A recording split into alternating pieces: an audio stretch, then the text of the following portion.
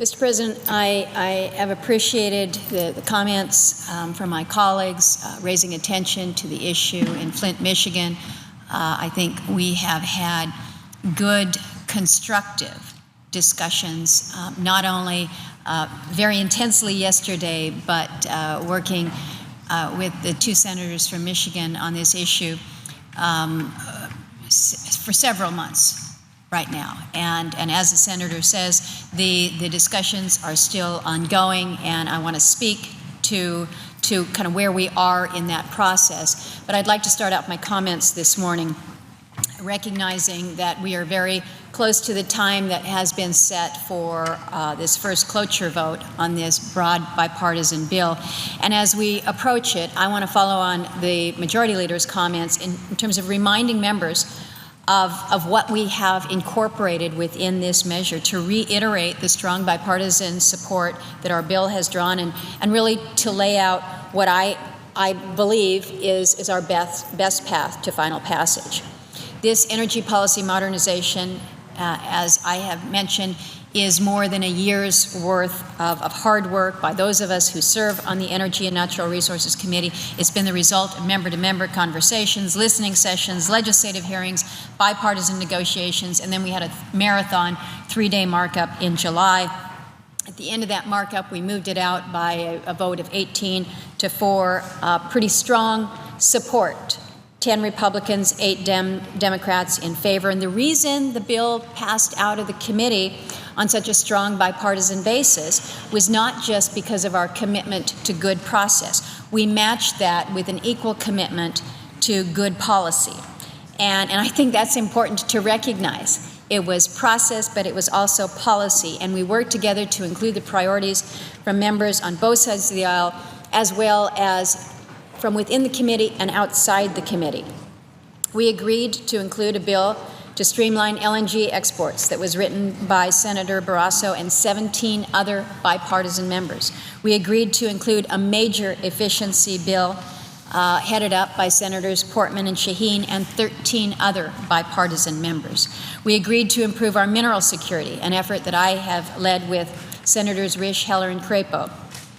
We agreed to promote the use of hydropower, a clean, renewable resource that is favored by almost everyone in this chamber.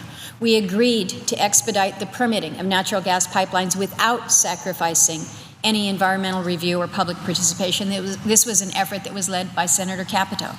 We agreed to a new oil and gas permitting pilot program, one of several ideas that Senator Hoeven contributed. We took up a proposal from Senator Collins to boost the efficiency of schools. We agreed to approve our nation's cybersecurity based on legislation from Senators Risch and Senator Heinrich. We also made innovation a key priority to promote the development of new technologies. And as part of that, we agreed to reauthorize many of the energy-related portions of the American Competes Act, thanks to the leadership of Senator Alexander. We agreed to take common sense steps to promote geothermal energy, which is a key issue to Senator Wyden, certainly myself, and so many others. We agreed to promote vehicle innovation based on a bipartisan measure from our friends from Michigan, Senators Peters, Senator Stabenow, and Senator Alexander. We agreed to reauthorize the coal R&D program at the Department of Energy based on yet another bipartisan proposal from Senator Manchin, Capito, and Portman. And in the context of our broader bill, and only in the context of the broader bill, we also agreed to reauthorize and reform the Land and Water Conservation Fund. And what we came away with was a good, timely, bipartisan measure that has a very real chance of being the first energy bill to be signed into law in over 8 years. It's a measure that will help America produce more energy. It will help Americans save money, and it will help ensure that the energy can be transported from where it is produced to where it is needed. It will bolster our nation's status as the best innovator in the world, something that we should all aim to support. It will boost our economy, especially our manufacturers, and it will cement our status as a global energy superpower. And as I've said, it does all this without raising taxes, without imposing any new mandates, and without adding to the federal deficit.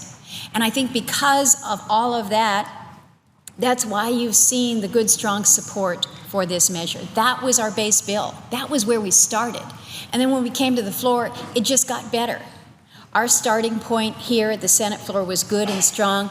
And since we've taken up the debate for a week now, we've continued, again, to work in a very open, very bipartisan, sometimes a little bit lengthy and tedious process, but it works. We committed to an open amendment process, and most members have held back on, whether you call them gotchas or gimmies or poison pills, but there has been a great deal of cooperation there. We voted on 38 amendments now. We've accepted 32 of the 38. We've added even more good ideas from even more members to an already bipartisan bill. And I'll just recount a few of the things that we have done with that. We agreed to boost our nation's efforts to develop advanced nuclear technologies. This was a great amendment led by Senators Crapo, Whitehouse, Risch, Booker, Hatch, Kirk, and Durbin. We voiced our strong support for carbon capture and utilization storage technologies, thanks to an idea from Senators Heitkamp, Capito, Booker, Whitehouse, Manchin, Blunt, and Franken. And we reaffirmed the need for consistent federal policies that recognize the carbon neutrality of forest biomass. This was an effort that was championed by Senators Collins, Klobuchar, Ayotte, King, Franken, Daines, Crapo, and Risch. You don't often see, Mr. President, these large groups of senators coming together in a way that we have seen on this bill. Some would look at the names that I've just read off and said, didn't know that they had anything to work on. But these issues have brought them together. This has truly been a team effort with members reaching out to one another, lining up behind each other's ideas, working with Senator Cantwell and I to ensure their adoption. And the best proof of that is simple review of our bill. Right now, the Energy Policy Modernization Act includes priorities sponsored or co-sponsored by at least 62 members of the Senate. When was the last time we saw that level of cooperation and collaboration? 62 members. Think about it. More than 3/5 of the Senate has contributed something to this energy bill. And we're not done processing the amendments yet. We're not done with that. My staff and the staff for Senator Cantwell have been comparing notes about the feedback that we've been getting outside the chamber. And what we found is that from the very time that we started working through the committee process to our time here on the Senate floor, a very wide range of individuals, businesses, groups have come out in support of the bill, or certainly pieces of it. We've had provisions endorsed by major associations whose membership account for hundreds of companies and millions of American workers. This includes U.S. Chamber of Commerce, American Chemistry Council, National Electric Manufacturers Association, the Alliance of Automobile Manufacturers, just a few there. We've also heard from labor groups, North American Building Trades Union, the United Auto Workers, United Brotherhood of Carpenters, all have weighed in with support for ideas that are included within the bill. We've got a huge coalition from the Alliance to Save Energy to Seattle City Light that has welcomed the work that we're doing on efficiency. And I've gotten good, strong support from Alaskans, from our Department of Natural Resources, the Alaska Power Association, the Bristol Bay Native Corporation, Cordova Electric Cooperative, a whole lot more. And as you might expect, we've also received great encouragement from the people who keep the lights on, who keep our fuel affordable, who help produce the materials that make modern life that much more enjoyable. Whether it's the National Hydropower Association, the American Petroleum Institute, National Mining Association, American Exploration and Mining, the Business Council for Sustainable Energy, American Public Power Association, Edison Electric, and others and others. The reality is those who have weighed in support of this measure are too many to name this morning, but that's a good problem to have when you're legislating, that you run out of time in outlining the coalitions that have come together in support. And just so I don't get in any trouble here this morning, I want to be clear that many of the groups and the entities that I have listed have endorsed parts of the bill, not all of it, because I'm not suggesting that everyone who likes our work to streamline LNG exports is automatically supportive of what we're doing to clean up the U.S. code. And that's entirely fair. Not everything in this is going to appeal to everyone. And a lot of ways, that's how things work in a place like the Senate. Not everyone likes every provision of this bill. I don't like every provision of this bill. Not everyone is getting everything that they want. It's pretty tough to find a situation where you get 100% of everything that you would want. This is not the bill that I would have written on my own, but it is the bill that we have written together, first as a committee of 22, now as a Senate working together. Our work has produced a good bill worth debating, worth advancing, and worth passing. And that brings us to the point where we are at with the cloture vote that we will soon take. This vote is on the first of two cloture motions that we will need to approve before we can move to final passage. There's two votes. There's one on the substitute, and there's one on the underlying bill. And this means that this vote that we will see very shortly is a means to advance debate, not to conclude it, on our Energy Policy Modernization Act. And it's also a choice, so I think it's important to lay out clearly to members where we are, what we're voting on at this morning. By voting for cloture, members will be ensuring that we remain on this bill for at least another 30 hours of legislative activity. You will be voting to continue this process, to continue this debate, and to continue processing amendments, whether by voice, as we have done so many of them, or by roll call vote that we hope to set up. You will also be giving us the time that we need to focus on matters that are simply not settled yet. And as we have heard from our colleagues from Michigan, there are some matters that they wish to have resolved that are not yet settled, but this allows us that time to do that. But to do this in a way that is going to be acceptable to the majority of our members. And the reality is, if you aren't comfortable with where we are 30 hours from now, you can still vote against the next cloture motion that comes up. That's one choice, and that's going to be my choice. But here's the other. If you vote against cloture, you will be effectively voting not to prolong debate, but to move us off of this bipartisan bill. You will be voting to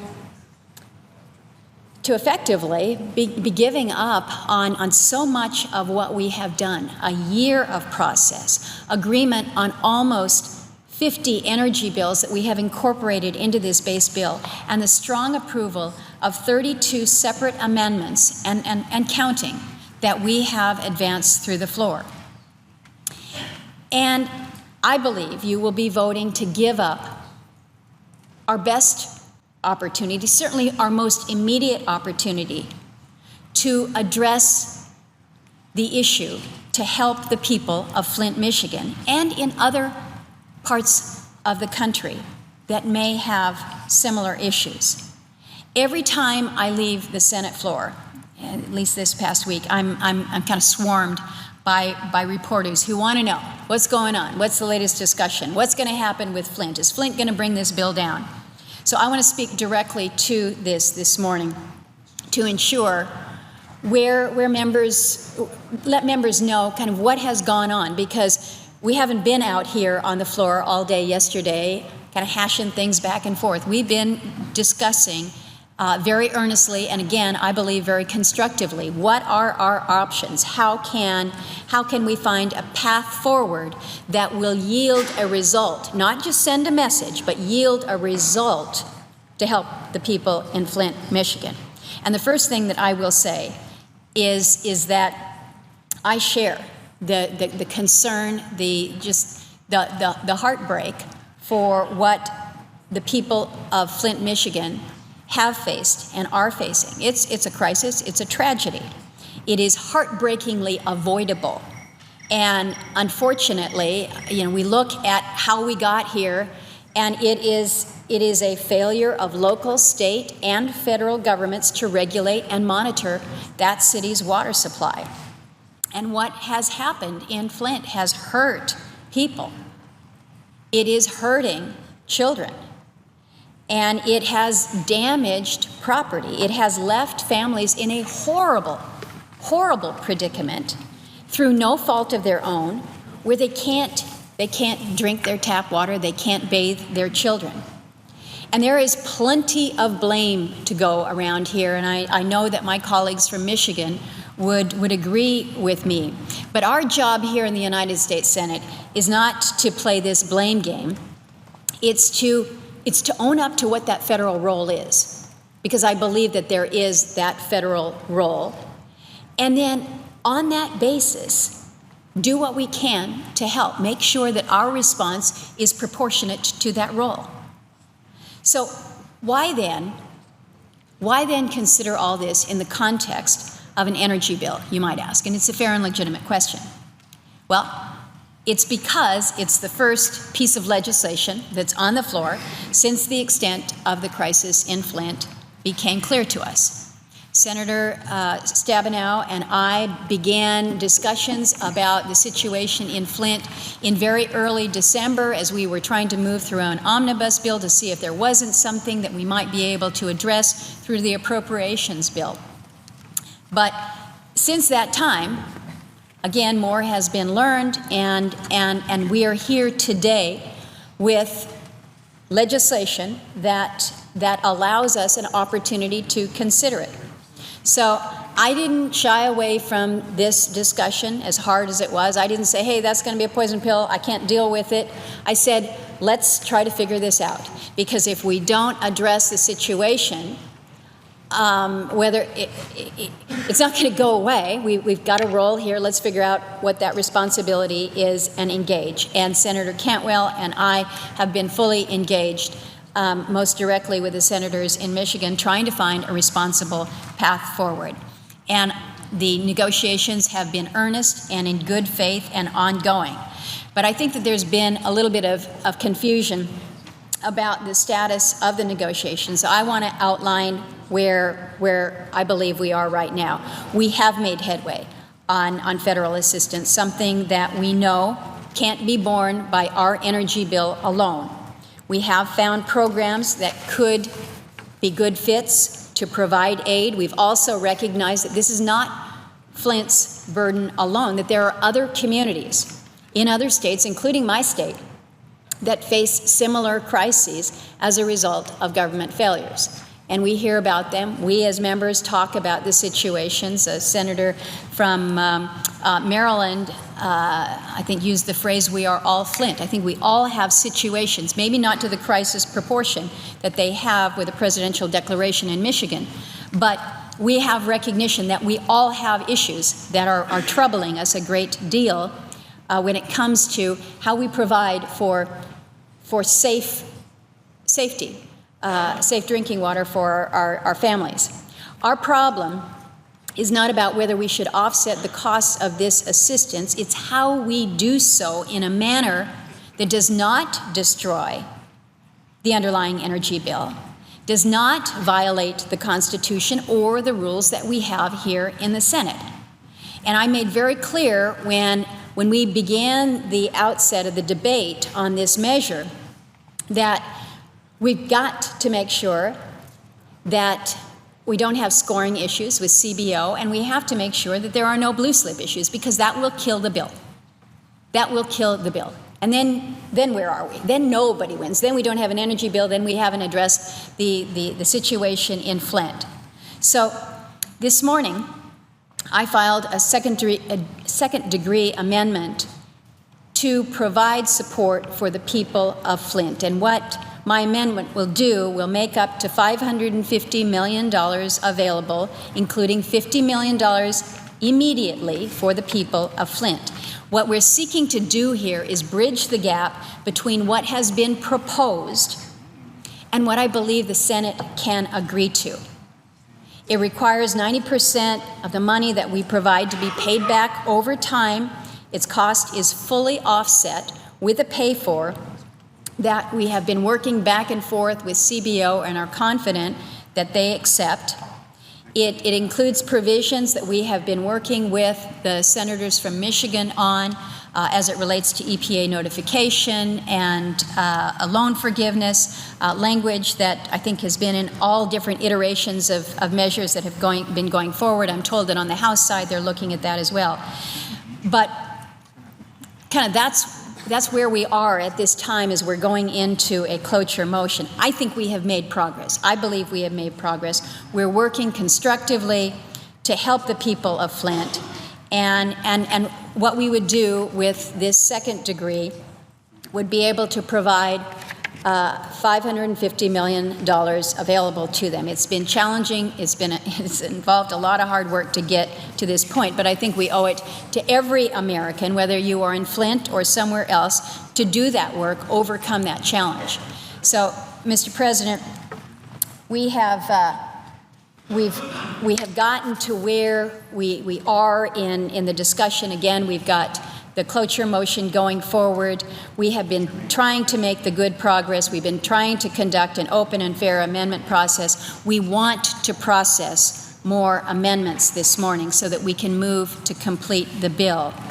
And so I would ask at this time unanimous consent that it be in order to call up the following amendments to make them pending, and that would be the Stabenow Amendment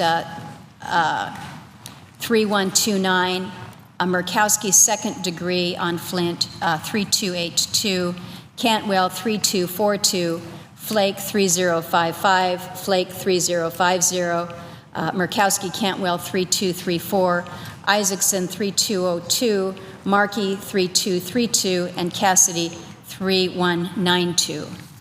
Is there objection? Mr. President.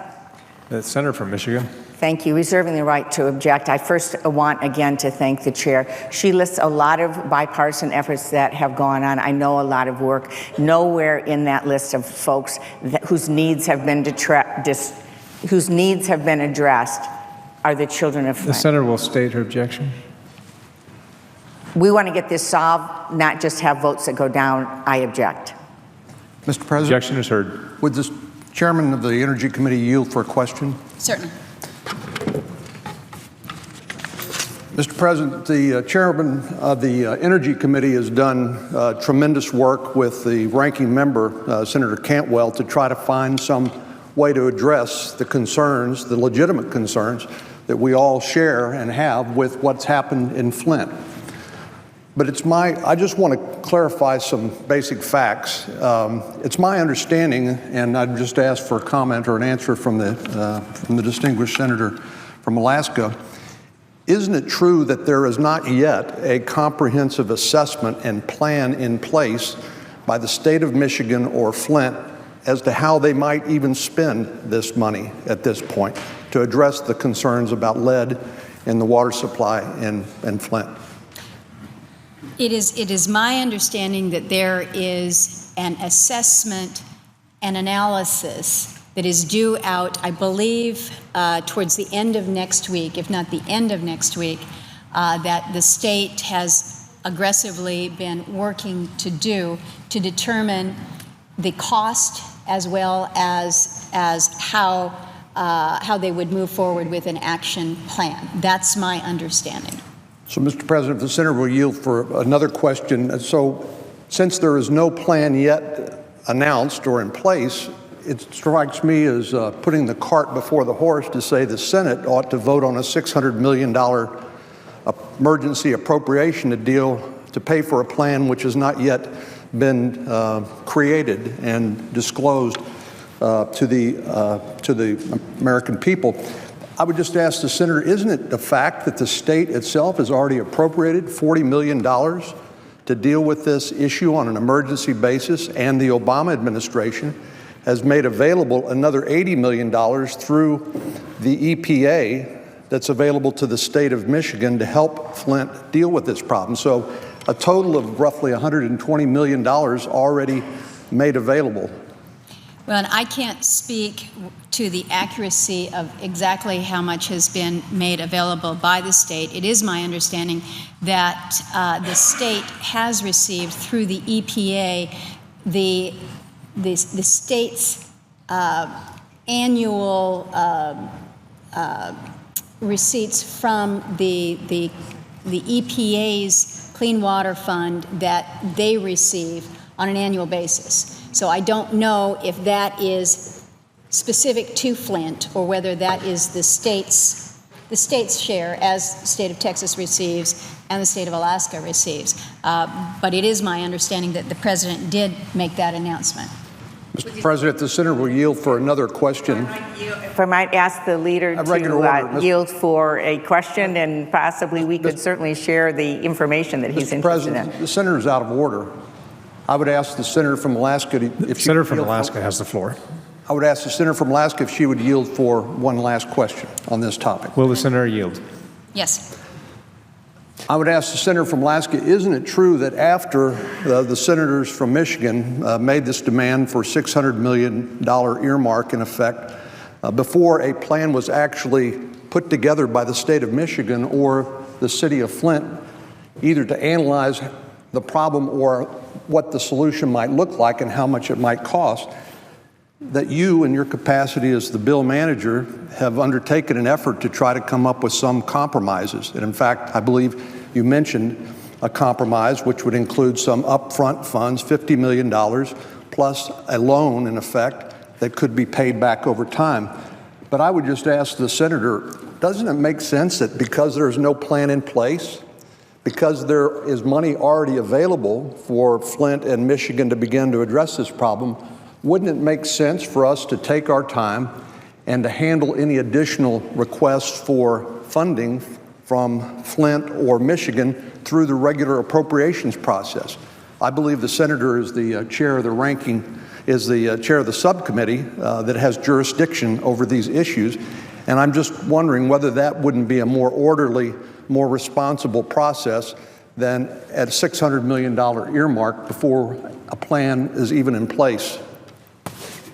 Well, to the senator's question, I have been working, I think, aggressively and constructively with the senators from Michigan to try to figure out how we can provide for a level of response. I don't doubt the anxiety, the urgency that the people in Flint must feel. To be in this situation is not a place that any of us would want any of our constituents to be. And so there is, I think, an imperative from those that are seeking this assistance that given that there is a federal role, how can we help to facilitate the appropriate response on the federal side? And so if there is a way to help expedite funding to move towards a solution, I think that is appropriate. I think the senator's question is, are we kind of jumping ahead here if we don't know how much?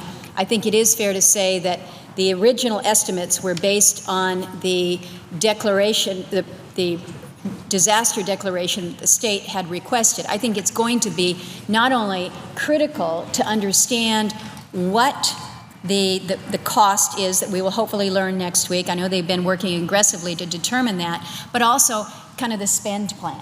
Because we do know, we saw this with the stimulus, that you can get almost too much money, if that's possible, too much money going and you can't spend it out in the way that is best needed.